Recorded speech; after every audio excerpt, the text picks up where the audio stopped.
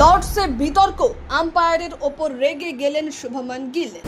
Duke বলের গুণমান নিয়ে ক্ষুব্ধ গাভাস্কার। লর্ডসে ভারত বনাম ইংল্যান্ড তৃতীয় টেস্টের দ্বিতীয় দিনে আবারও আলোচনার কেন্দ্রে উঠে এলো ডিউক বলের খারাপ গুণমান।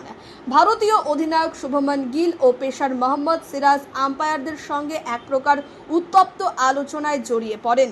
বলের অবস্থা নিয়ে অসন্তোষ প্রকাশ করেন তারা। বৃহস্পতিবার ৮০তম ওভারের মাথায় দ্বিতীয় নতুন বল নেওয়া হয়, তবে শুক্রবার ভারতের খেলোয়াড়রা ওই নতুন বলের অবস্থা নিয়ে ক্ষোভ জানাতে শুরু করেন, কারণ বলটি মাত্র ১০ ওভার পুরনো হলেই সেটা ভীষণ নরম হয়ে পড়েছিল এবং খুব খারাপ হয়ে যাচ্ছিল। আম্পায়াররা হুপ টেস্ট করার পর বলটি বদল করেন, কিন্তু গিল নতুন বলের আকারেও সন্তুষ্ট হননি। তিনি আম্পায়ারের সঙ্গে সরাসরি বিতর্কে জড়িয়ে পড়েন, এমনকি তিনি আম্পায়ারের হাত থেকে বল কেড়ে নেন, যেটা টেলিভিশন সম্প্রচারে স্পষ্ট ধরা পড়ে। স্ট্যাম্প মাইকে শোনা যায় সিরাজ বলছেন, এটা ১০ ওভার পুরনো বল। সিরিয়াসলি?